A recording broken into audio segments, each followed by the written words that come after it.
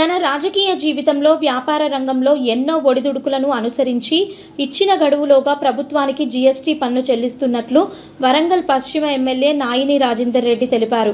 మంగళవారం హంటర్ రోడ్లోని ICI branch కార్యాలయంలో the role of GST in shaping business కార్యక్రమానికి ముఖ్య అతిథిగా పాల్గొన్నారు.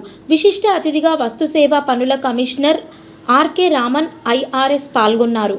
ఈ సందర్భంగా ఎమ్మెల్యే మాట్లాడుతూ ఇన్కమ్ అండ్ జీఎస్టీ సకాలంలో చెల్లించి వ్యాపార వాణిజ్య రంగాలలో ఎలాంటి ఒడిదుడుకులు ఉన్నా గడువులోపే పన్ను చెల్లించే ప్రక్రియను ప్రతి ఒక్కరూ అనుసరించాలని ఆయన అన్నారు. గతంలో చెల్లించి వర్తమానంలో విస్మరిస్తే అది పూర్తిగా విరుద్ధమని ఈ సందర్భంగా ఆయన తెలిపారు.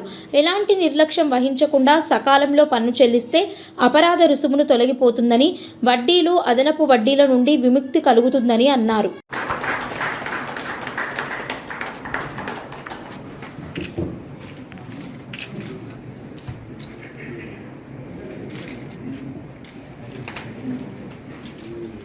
మేధావులు అందరికీ కూడా నమస్కారం తెలియజేస్తూ, వాస్తవానికి ఇలాంటి సమావేశాల్లో మొట్టమొదటిసారి నా వీటి ఏది కూడా అటెండ్ కాకపోయినా ఆన్ టైంలో 15 days బిఫోర్కి వెళ్ళి బ్రదర్నే కానివ్వండి, ఇంట్లో ఉన్న టీఎల్ని కానివ్వండి, ఇంకెవరైనా కానివ్వండి, దీని మీద శ్రద్ధ డిసిప్లిన్గా ఉండటానికి ఒక ఫైలింగ్ కానీ ఏది కానీ ఏ రోజు కూడా ట్యాక్స్ పడేదాకా, దానికి ఫైన్ పడేదాకా తీసుకురాకుండా మాత్రం జీవితంలో మెదగగలిగాను. ఇప్పుడు వచ్చినప్పుడు కూడా అదే చూశాను నేను. మెసేజ్ వచ్చింది GST, just half an hour కాలేదు, చూపిస్తున్నాను, డైలీ వస్తుంటుంది. కట్టినట్టయితే ఇగ్నోర్ చేయండి అని చెప్పి కూడా. సో ఏదేదేమైనా జిఎస్టీ ద్వారా, ట్యాక్స్ ద్వారా మనం పేమెంట్ చేసే వల్ల దానికి గౌరవం దానికే దక్కుతుంది తప్ప ఎప్పుడు కూడా దానికి కానీ 100 సార్లు కట్టి ఒక్కసారి మాత్రం ఇదైనా కానీ దాన్ని ఈ 100 సార్లు కట్టింది కూడా జీరోలోకి వెళ్ళిపోయే ప్రమాదం ఉందని తెలిసి ప్రతిసారి జాగ్రత్త పడుతూ ఉండేది. సరే, ఏదైనా ఇంతమందిని కలవటం నిజంగా కూడా నాకు చాలా సంతోషంగా ఉంది.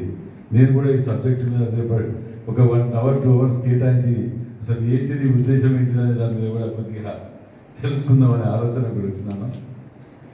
సో అందరికీ కృతజ్ఞతలు చెప్తాను. By Telangana Federation of Telangana Chamber and Commerce and Industries and jointly by the Chartered Accountants Association. This is a very good organized program where we have discussed a lot of issues, the problems, issues faced by the trade and industry, some issues which have been within the jurisdiction of the local tax administration that will be definitely resolved by the local authorities. There are, of course, some issues raised by the trade and industry which are of policy in nature.